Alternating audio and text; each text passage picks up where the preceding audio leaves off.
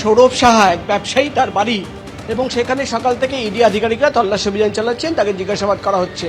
এবং তোমাকে বলে দিই, সেখানেই আমরা খবর পেলাম যে সল্টলেকের সেক্টর 2 ডিএল ব্লক, এখানে একটি সোসাইটি, রেজিস্টার্ড সোসাইটি এনজিও খোলা হয়েছিল, এবং সেই সোসাইটির নাম করেই কিন্তু এই গোটা যে দুর্নীতি হতো বা র্যাকেট চলতো, ইডি তরফে দাবি করা হচ্ছে সেটাই হতো। এবং তুমি দেখতে পাচ্ছ এখানে যে লেখা রয়েছে এডুকেশন ওয়ার্ল্ড সোসাইটি, যেটা ইডি তরফে দাবি করা হচ্ছে সৌরভ সাহার এই সোসাইটি। এবং তুমি দেখতে পাচ্ছ এখানে লেখা রয়েছে direct admission in top colleges all over in India. ইডির তরফে দাবি করা হচ্ছে যে এই সোসাইটির নাম করেই সল্টলেকের সেক্টর 2-এ এই জায়গায় অফিস খোলা হয়েছিল।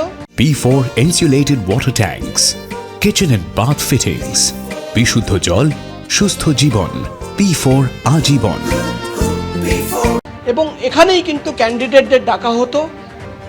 সামনে তুমি দেখতে পাচ্ছ অফিস রয়েছে, এবং ইডির তরফে যেটা দাবি করা হচ্ছে, এখন ইডি আধিকারিকরা এই অফিসের ভেতরে রয়েছেন, যে এনআরআই কোটাতে জাল নথি তৈরি করা হতো, এবং জাল নথি তৈরি করেই কিন্তু তুমি দেখতে পাচ্ছ এখানে এই যে অফিস এডুকেশন ওয়ার্ল্ড সোসাইটি ব্র্যাকেটে এনজিও লেখা রয়েছে, এই অফিসের ভেতরেই কিন্তু এই মুহূর্তে ইডি আধিকারিকরা তল্লাশি একেবারে ইডি আধিকারিকরা তারা কিন্তু পৌঁছে গিয়েছেন একেবারে অফিসের ভেতরে। অন্যদিকে লেক মার্কেট চত্বরে সেখানে চলছে তল্লাশি। আমরা রয়েছি রাজা বসন্ত রায় রোডে। এই ঠিকানাটা দেখতে পাচ্ছ 86 রাজা বসন্ত রায় রোড, যেটা জানা যাচ্ছে ইডি সূত্র মারফত যে এখানে কেপিসি মেডিকেল কলেজ, যাদবপুরের এক বেসরকারি কলেজের প্রাক্তন পদস্থ আধিকারিক ইন্দ্রাণী ঘোষ তিনি এখানে থাকেন। সেখানে আজকে ভোরবেলা নাগাদ ইডির আধিকারিকরা তারা আসেন।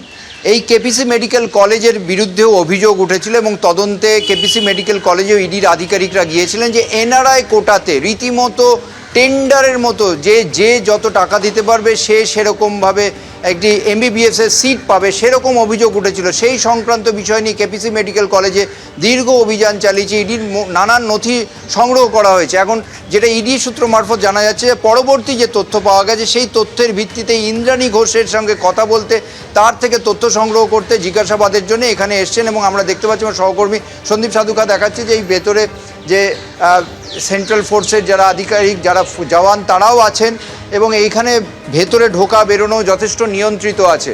এবং কতক্ষণ এই অভিযান চলবে সেটা জানা না গেলেও ইডি মারফত জানা যাচ্ছে যে তথ্য যা পাওয়া গিয়েছে সেইগুলো সব যাচাই করার কাজ চলছে। জিলাম, ধন্যবাদ প্রকাশ, ধন্যবাদ।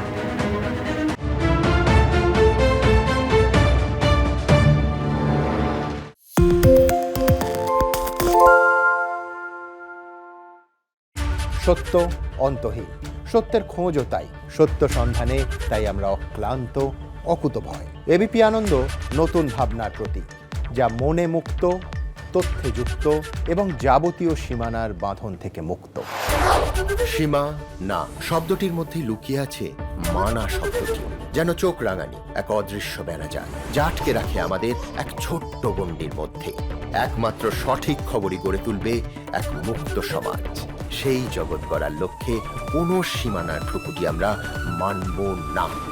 এবিপি আনন্দ এগিয়ে থাকে, এগিয়ে রাখে।